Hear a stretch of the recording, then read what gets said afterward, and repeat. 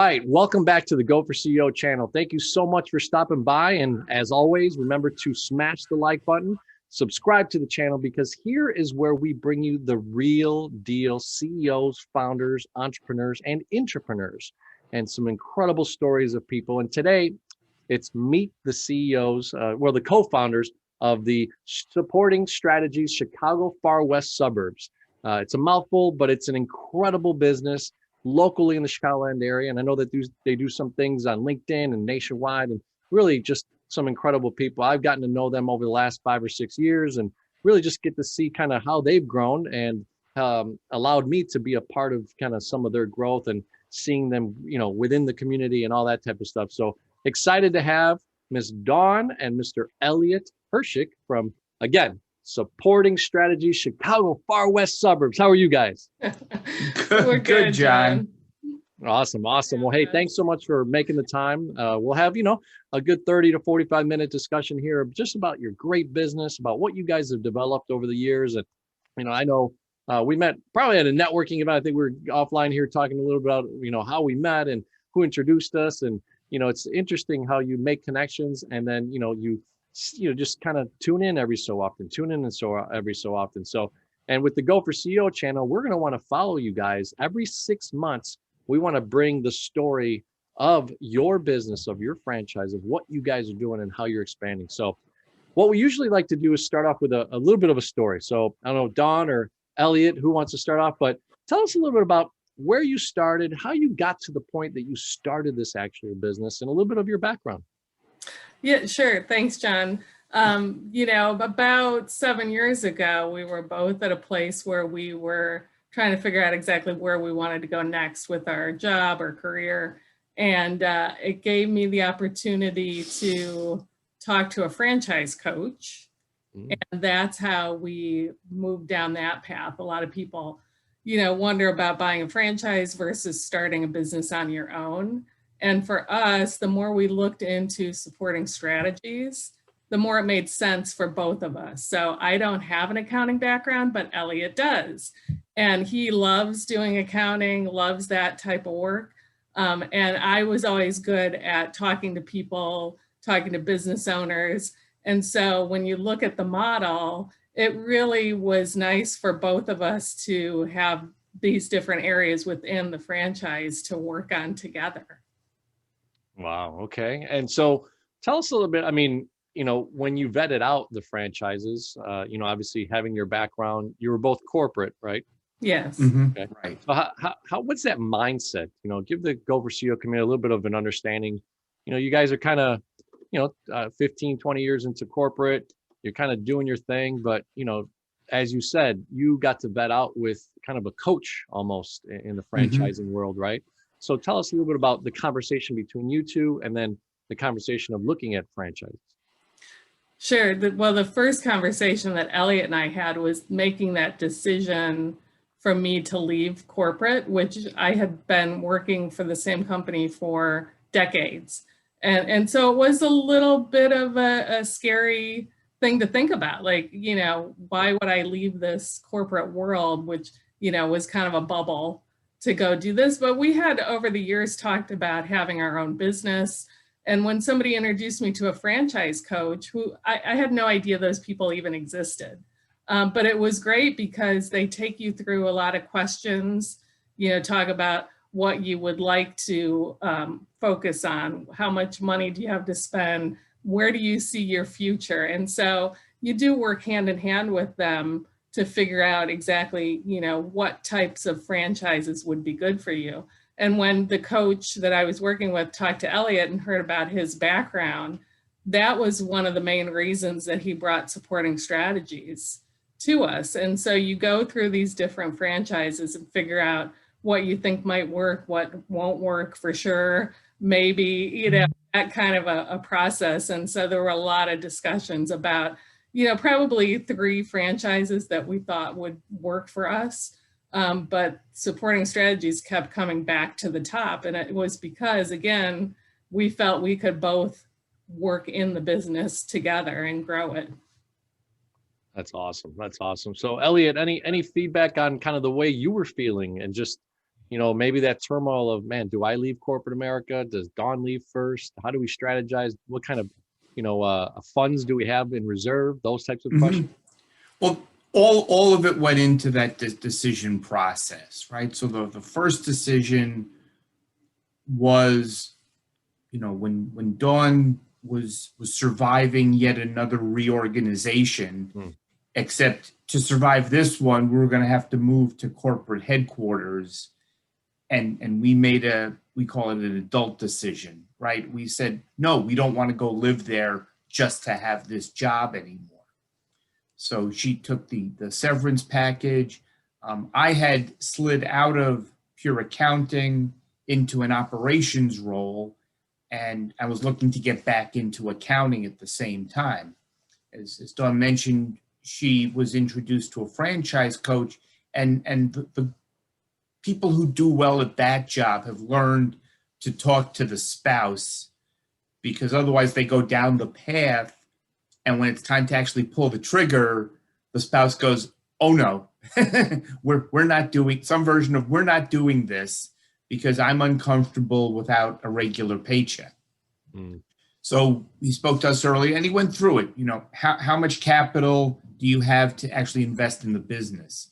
How much will you have in reserve to keep paying your bills while the business is growing?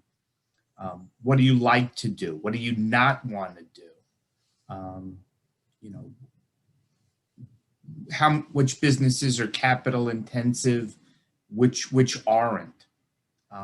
So all that goes into kind of a decision matrix, and you find out that there's so many things that can be franchised that you don't realize are franchises because you just know a local person and you don't realize that they're one of 1,200 across the country. That's it's so relevant, right? To see, when you think about that system that you're buying, the brand that you're buying, the area of business that you want to get into, right? And making that decision. So awesome recap. I appreciate that, Elliot. So let's get into, obviously you made the decision, right? Supporting strategies. You're going to set up your own division, your own franchise headquarters here. Tell us about those first 90 days. What does that look like for an entrepreneur, the Go for CEO community, learning from CEOs, founders like yourself? What does that look like those first 90 days? Did you get a leasing space? Did you work from home initially? Did you go back to some of the clients and centers of influence that you had? How does that work? Or did you even just do purely training? Did you almost do a McDonald's University for 90 days type of situation? Well, yeah, it was kind of a flurry of activity because we didn't really have a network outside of our corporate lives. So it was starting from scratch and just almost working nonstop, night and day. We had some help from the franchisor as far as on the sales side and kind of coaching about where to go, who to network with, that type of thing. And it was daunting, right? You think, oh, we're going to get a client right away. This will be great. And it didn't happen, so you just kind of keep going. You try to meet people and find out who they're meeting, figure out exactly where the best place is for you to talk to people and just get the word out about your business. I mean, that's part of it, right? If people don't know you're out there, they're never going to talk to you or never seek you out to work with you. Right. There was some interesting hurdles, right? If you're in a corporate job and you look at your supervisor and say, well, it's 4:00 and I'm going to go to this networking event, they're going to give you some version of shut up and go back to your desk. Truth be told, right? If your job isn't outside sales, they want you at your desk. So again, we didn't have a network or centers of influence because we were cogs in a really big machine. And the franchisor was good. They were supportive, but there's a lot to learn because now you have the whole model at once. It's, some people call it drinking through a fire hose because it's just, now you have the whole thing. You don't have time to develop it. And so it was an interesting experience. And we were early adoptees of our franchisor. They've since modified the model actually based on our and some other early franchisees' experience. Mm. Bookkeeping and financial accounting, it turns out it's pretty intimate. We know everything about the business because they have to give us that information. So people were hesitant early on actually engage with us because you're new, I don't know you, right? If you open a Subway franchise, when you flick the on switch on that light, someone's going to wander in that day and buy a sandwich. They already know it. We were the first supporting strategies office in Illinois, so no one here had ever heard of it. So we didn't even have national brand awareness yet. Mm-hmm. Right, and that's why the franchisor could only do so much because it's a local business, right? We had to figure out who in our community we needed to talk to and get to know and have them get to know us. So it really is a lot of work up front. You have to be able to spend the time doing that and really commit to making it grow. That's so vital, right? When you first start a business, and a lot of people, want to glamorize it. I'm an entrepreneur. I've got freedom now. I can sleep in. I can do all these things, right? And obviously, you guys kind of shared, right?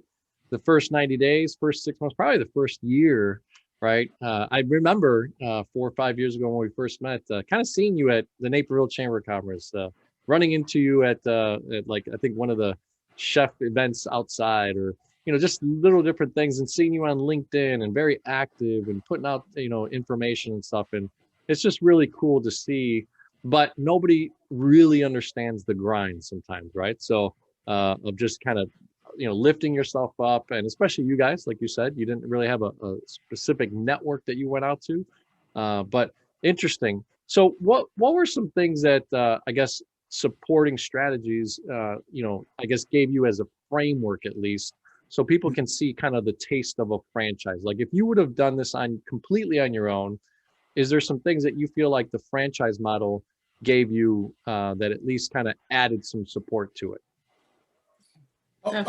Sure. Neither Dawn nor I actually did outside sales before in our life. So they gave us a framework on how to sell. So they provide sales training. Mm. Sometimes they even went on if we managed to get an appointment, they actually came on the sales call via the smartphone. So we would dial them in, put them on speaker, prop them up on the desk with us, and they would help show us how to ask the questions, how to gather the information necessary to make an assessment of is this prospect a good fit for our services, right? If they need us to answer the phone and get them coffee, remote accounting doesn't work. And there are other things the franchisor supplies, like just the manual, right? The steps on, here's what we found to work to get clients. They help us with marketing. They help us find people. We have a whole talent department that they place the ads. They do the initial phone interview. There are applicants that submit applications that we never see because we have that level of people kind of vetting the applicants to figure out if they make sense for what we do. Are they qualified? Could they do this type of job? So there's a lot that they help us with. But then it's ultimately up to us to make it work, right? You could hire all kinds of people, but if they're not the right type of person, if they don't have the right qualifications, it's not going to help your business. No, not at all. In fact, it could deplete the assets pretty quickly, and your own energy, right? Zap out some of the energy that you have. So that's a good transition. I like that. Obviously, basically, you kind of talked about the systems, the support, the structural way that you needed to kind of set up your business and really launch into it the first, 90 days to 6 months, call it.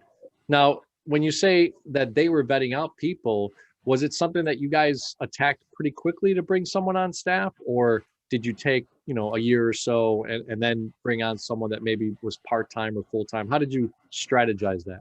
Well, that was the beauty of having Elliot right? Because of his background. When we got our first client, he was doing the client work because he could, he had that skill set, which was, again, a nice business model for us, because we knew we didn't have to hire somebody right away. But eventually we did. And I'll let Elliot explain that process. Sure. That's what he handles more of. Mm-hmm. So that first year, we were at the beginning, right? We have no business. So we're running around, we're trying to develop our centers of influence, our network, meet people. Eventually we got our first client. And frankly, at that point, we now referred to them in three different ways. They were our first client, they were our most recent client, and sometimes they were just, we have this client that, But it kept growing and building momentum. So by the end of the first year, we started looking for our first hire. And she actually came aboard in January of 15. So that's the start of our second year. Mm. So now I'm still doing client work, but I'm also managing somebody and making sure they're delivering to our clients as if it was me doing it. And when you brought that person in, was it straight payroll? They came onto your payroll, or was there some sort of dynamic way of independent contractor, or you were feeding them business but kind of supporting them and managing them or leading them from your perspective? No, they are our employees. So, oh, okay. Yeah, they work for us. That's another piece that the franchisor helps us with. They do background checks on everybody that we think that we're going to hire. So we are responsible for who they are, what they're doing, the interaction with the client. Okay, neat. So, it seems like, you guys had some vast, corporate experience. So leading or managing wasn't necessarily a different thing, but the way that they came to you was different, right? Through the vetting process and stuff like that. So interesting. And look, pretty quickly, right? A small business owner with no market share, brand new, and 2 years into it, you already bring on an employee, a W-2 employee. That's pretty awesome. I think a lot of business owners, I forgot the statistic is there's a lot of sole proprietors out there, a lot of solopreneurs out there. First of all, you guys were a union, a two, so right. you weren't one. So, and then you bring on a third person by the second year. So pretty darn cool. So tell us a little bit about kind of even the marketing strategy. So let's we've gone into a little bit of the mechanisms, the way that you thought about, how to get into this business. Then we got into, you had to market, you got to build up some of that momentum and get your name in the area, but sales and marketing is a little bit different, right? So tell us a little bit about how you marketed. Are you on LinkedIn, which I've mentioned before, but tell us a little bit about some of those strategies. Sure. And again, a lot of it, we got information from the franchisor to help us figure out where to go, what to do. So yeah, definitely LinkedIn is a big part of our marketing. Facebook is a little bit, Twitter, another little piece of it. But the idea is to be consistent and be helpful. So a lot of the things that we're posting are blogs about information that business owners can use, right? It's not always just about what we do for bookkeeping and controller services, but there might be some strategies that other businesses have put into place that they found to be successful. So we're always trying to put things like that out there. And it keeps our name as Elliot and Dawn in front of people, as well as supporting strategies. So people see it, they remember it. And so when they see it, oh yeah, I've heard about you before, let's talk, because now I need your services or things like that. So it's just not so much posting all the time, but being consistent and helpful is what we found to be the best strategy. Nate. And did you ever do also, I guess, mailers, or has it always been specifically that kind of that great equalizer, social media, since it is free, but it depends on what kind of content you put out there, right? Yeah, we never really did mailing. We've done some sponsorships of different events, but again, My role has always been that marketing sales role. So it was about me pre-COVID, just getting out there, meeting different people, getting connected through people that I met with other people, just growing our network, kind of a grassroots campaign, doing it that way. And, Right. offline, we talked about, how we kind of met technically specifically through a gentleman in payroll services, right? So tell us a little bit about then, was that part of your marketing strategy too, is just making sure like I have 3 payroll people, I have 3 attorneys, I have, 5 CPAs, or, what was kind of the block and tackle of that type of strategy? Yeah, it's true. We looked for people who we could partner with, because we don't do annual tax returns. So it was good to meet CPA firms that have that service, business attorneys, other people that could help business owners that we either work with as clients or meet while we're out there networking. Again, just making connections and being good to people to help them grow their business as you're growing yours. It just makes sense. So yeah, we have a long list of different service providers that we could connect people with. And that's one of the things I love to do as well, aside from, growing our business, helping other people and seeing them succeed too. Yeah, what a rewarding part of owning a business, right? Especially in the B2B side, where you're literally seeing them grow and seeing their revenue grow and seeing some of the things that you do. So let's get into now a little bit about kind of how you actually support, right? No pun intended, and strategize with your clients. So what do you guys do for clients? What is it that you actually do? When you think about bookkeeping, that sounds kind of one-dimensional. I know you do a lot of things. So let's share with the Go for CEO community what you're actually doing on a day-to-day basis. All right, that's a great start. So what we do in a nutshell is we deliver remote financial accounting services. We always start the conversation with transactional bookkeeping, and we are available daily, as opposed to the old outsourced bookkeeper model of, you're my Tuesday afternoon client, and unless it's Tuesday afternoon, we don't talk. So we're available daily if someone has a question or there's actual transactional work to do. But because we're accountants, and that's who we hire, so your bookkeeper is typically a degreed accountant. Maybe they have an advanced degree, maybe a CPA certification. And so we take it from bookkeeping all the way up the accounting pyramid through controller services. So we can help analyze your cash flow and let you know when it's time to go to the bank, right? And let's get that line of credit in place, because you're going to run out of cash here. Whether you want to or not, that's what's going to happen based on what's happening now.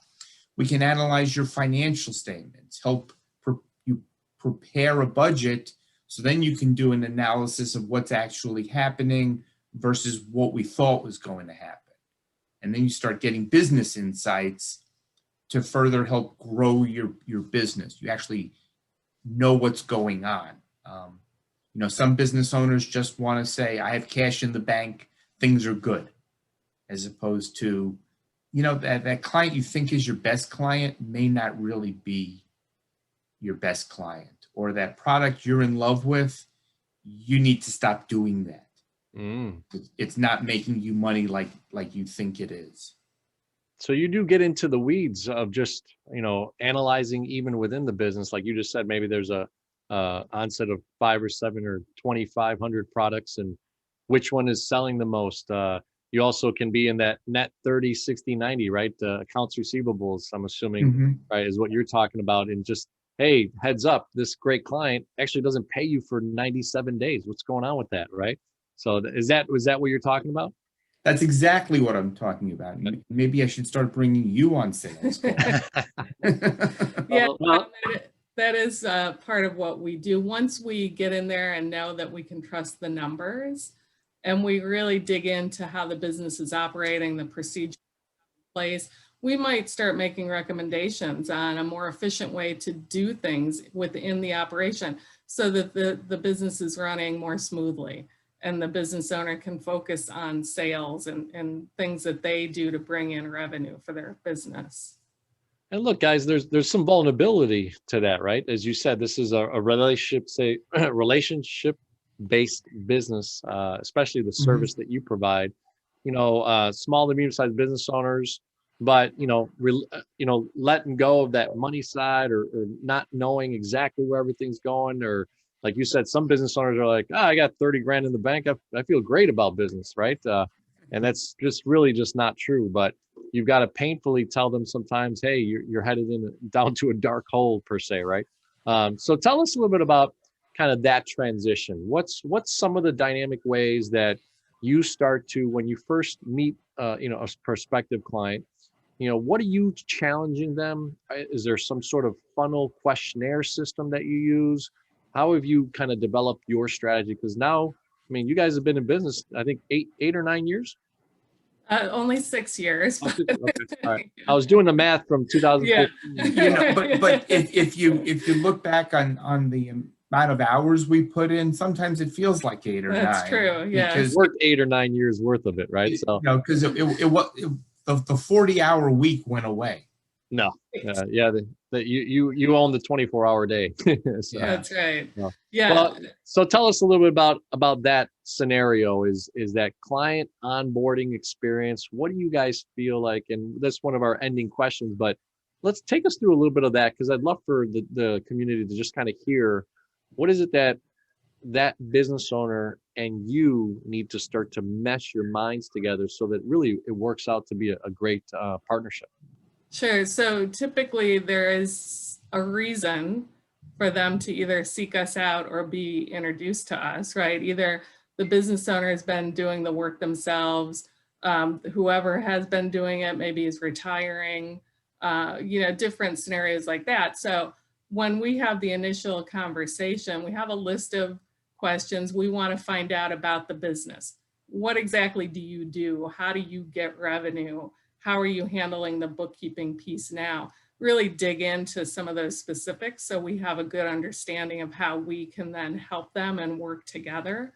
And then once they become a client, we have a list of things that we go through right away. The very first thing we do is we set up a kickoff call with the client and their team. They get a dedicated team of people to work with. We have financial operation associates. They're the ones really doing most of the day-to-day work with the client. They develop a relationship with the client because they're communicating a lot, especially in the beginning, as we really dig in and figure out how to, things need to be set up. Financial operations manager is available. So they'll lead the kickoff call to set expectations. What does the business owner need from us? What do we need from the business owner to make sure that we have all the information we need to set things up from the beginning correctly, kind of that back and forth for about 4 to 6 weeks before we know now, okay, here's the procedures, everything is streamlined, and we go from there. And the team, like Elliot mentioned before, they're always available. We also ask for an introduction to their tax person so we can have an open line of communication, or with other partners that they're working with, to make sure that everybody is on the same page and we're helping that business owner down their journey of growth and hitting their goals and helping them with all of those pieces of their business. Nate. Yeah, it's not always the easiest transition of plug and play, right? Especially when you're asking them to divulge all this information and really, even, do you guys go back to just to kind of see how maybe a year or two was done, and then go into the minutia of kind of the day-to-day things that are going on? Oh, absolutely. In that onboarding process, one of the things we do is make sure their books actually reconcile to their last tax return. Because we've seen some interesting things that people do in their accounting system, which, to be polite, are not correct. So we have to sometimes reclass things. Sometimes we have to just fix the process. I've had clients ask me directly, what's this on my P&L? And I say, well, I don't know. I'll go look at that. because they're telling me, well, this is in the wrong spot. Well, yes, you're right. It is in the wrong spot, but that's how you set it up to appear. So I will adjust it for you, and we'll go on, and it'll be right from this point going forward. Yeah. So I learned the hard way that frankly, everything our clients have done is suspect until we prove it right. And is there then supporting strategies? Do they give you the framework of what kind of is the, per se, the Bible of it, like the actual standard per se? Or is it that you've been able to kind of maneuver within the industries that you guys are serving? And do they all kind of look different a little bit? Well, our clients come across all kinds of industries. For the size client we're dealing with, we're actually industry agnostic. So each office has developed its own niches, but we do share that information across offices. Like, you may have somebody who's an HVAC expert, and now you have an HVAC company, so you're getting some coaching from them on the nuances of that industry. I think in our office specifically, we're in 53 industries. Oh, wow. Awesome. Yeah. That's a nice depth of clientele. Right. So that's really awesome. I mean, and if you think about that, that's if you said 6 years of business, that's about 9 different industries, right? A year. So as a multiplier, right? So yeah. Neat stuff. So tell us a little bit about kind of now moving forward, right? Obviously we just went through 2020, some of the things, and Dawn, you kind of referenced to something there that, gosh, you've been the spokesperson, you've been the light of the marketing side. You're out there in the community. I know that you have Elliot as your hired gun for the accounting side. Right. So, what is going on? How did you transition? Because we are talking a lot of our interviews, obviously the last 3 or 4 or 5 months, going into now 2021, the pivoting strategy, and then we'll start to look to get to the end of our interview here. But tell us a little bit about how you pivoted and what have you seen in that difference going into here now, beginning of March 2021. Sure. One thing I don't think we've touched on, we've always been a virtual company. Oh, okay. We've always worked remotely with our clients. So when we had to shift to everything being virtual, it wasn't a tough transition for us, but we understood that a lot of people were struggling with that. And so that's one of the things we talked about, that we can help you with that because we've been doing it for years. And so for us, it wasn't too much of a transition. For me, being the business development person who was always out there at meetings, coffees, lunches, it was tough because I now am, sitting in the office doing it through video, but, overall, it hasn't been too bad to do that. Neat. So you were kind of ahead of the curve already, and neat. Yes. Neat. Yeah. You had and already. Frankly, that was one of the other pieces that attracted us to this franchise, that we are home-based and all of our employees are working remotely. Oh, neat. Okay. So even just your employee base, and we kind of got the sense, right? You got that first person a couple of years into the business. If you don't mind me asking, where are you guys at now as far as the organization and what you're doing? Obviously, 52 different industries is pretty dynamic. I'm assuming that you've grown. What kind of infrastructure do you have at the moment? Sure. Well, there's Dawn and I, and now we have actually 16 employees across 9 states, because once you realize that no one's coming into an office, expand the geography to find terrific people who are going to deliver great accounting to our clients. And even our clients are spread across the country because, again, it's all remote. It doesn't matter where an email starts and ends up. I love it. I love it. So now, you said it was 16? Right. And we're actually looking to hire. Awesome. Well, hey, ladies and gentlemen, you talking about a dynamic couple that were in corporate America, doing their thing for decades, as Dawn shared, and really doing some great things, but just got that itch started looking around, evaluated themselves with actually a coach in the franchise world, found something that really was kind of ahead of the curve with being, online and remote. Now, some of it was still very hands-on, and Dawn being out there and pressing the flesh. And I know, Elliot, I saw you there a couple of times too, so I'll give you a little credit, right? Yeah, right. But, you guys are a great couple, and I saw you around just the neighborhoods and the things that we, are in the same circles.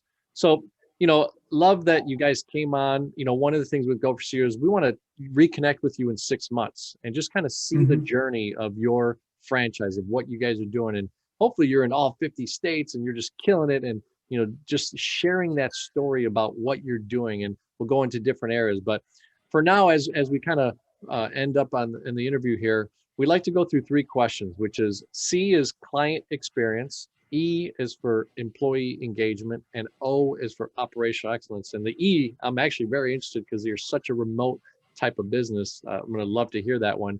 And I think the community will really learn a lot from it.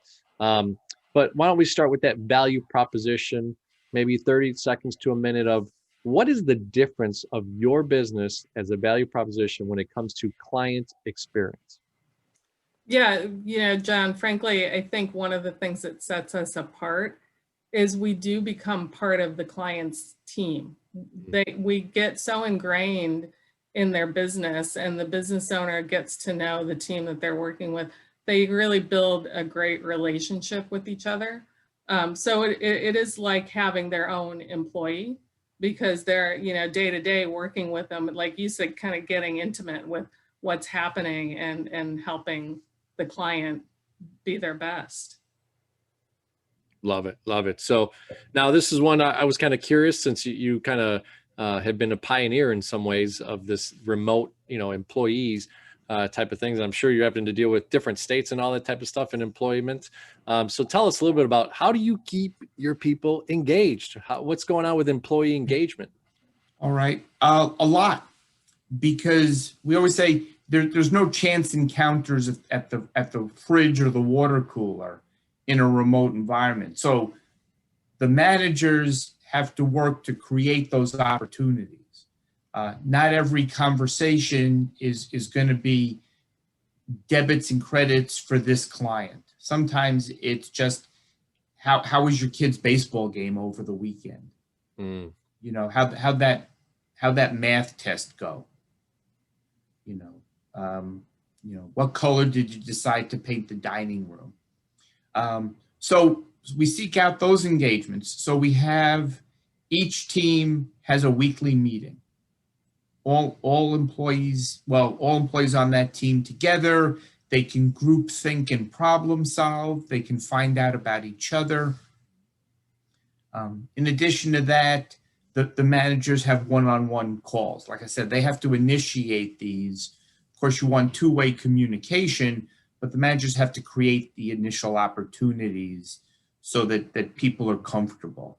On top of the managers, I'll randomly reach out to people, especially as we've grown. There are people who've never worked with me. They just know Elliot is someone you should answer if he sends you an email. But we work to build that relationship. And so once a month, we also have an all-employee meeting, affectionately known as the fireside chat, so that even the two soon-to-be 3 teams of accountants can meet each other. And then on the last Friday of the month, we have the virtual happy hour also, where if you're available, you can log in and we can talk about the upcoming weekend or what else is going on. Have you ever done any destination ones? And just not to prolong it, but the answer, but I loved what you just said. Is there anything that you have done where it's been a destination where you guys all get together? We haven't done that yet. Okay. But Awesome. It's on the horizon. We're, being only 6 years into it, right? Which actually we've hit the 5-year milestone. Yeah. A lot of businesses frankly fail before that. And now we're improving our profitability because we are a real business through, just becoming more efficient and hitting critical mass in the number and variety of clients. I mean, critical mass, 16 employees, 5+ years in business, multiple states, you guys are building an empire, which is awesome. Right? So Well, congrats to you. That's funny because that's the exact phrase I use. Yeah. We are empire building. I love it. I love it. Yeah, I know. Look, I think it's 76% of businesses, small business owners, don't ever get to even 100,000 in revenue. So 500,000, million's a great, nice little marker, right? 5 million, 20 million. When I first started the Go for CEO channel, I was trying to stay probably from startup to 25 million. I've expanded it to 1 billion because I want to open up the network a little bit. But it's interesting. I mean, to have been in business or have never been in business, to go 5+ years now and to have such a lucrative business. I mean, kudos to you guys. Congratulations on all the success and all the things that you're doing. Nothing less than hard work, dedication. Like you said, it's not a 40-hour mentality. It's a whatever it takes mentality. So any last words that you want to leave with our Go for CEO community? And again, we're going to see you in 6 to 12 months.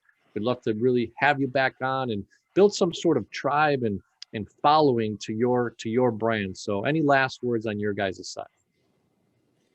I think one of the most important things for business owners to look at, especially after they've been in business for a few years, is just an overall assessment of operations, right? It's a little daunting when you have to start hiring a person or delegating different tasks. But, after you get past that initial nervousness, I think you'll find that it will help your business grow, right? You get some things off your plate so you can now focus on what's really going to grow your business. I think that's key. And, we went through that, frankly, when we, needed to hire more people, and Elliot would say, yeah, I think we need to hire somebody else. And I'd be looking at the, payroll going, I don't know, but, he was right. And so that's another thing. You have to trust that whoever's making that decision knows what they're doing. And obviously you kind of, have discussions about it, but you have to trust the people too that you're delegating to do the right thing for your business. I think delegation is a crucial but often overlooked management skill.